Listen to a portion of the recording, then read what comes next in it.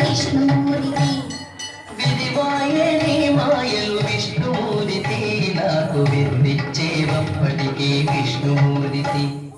గట్టి బలపు చల్లకు విష్ణుమూర్తి నాతో వెక్కదీన మాట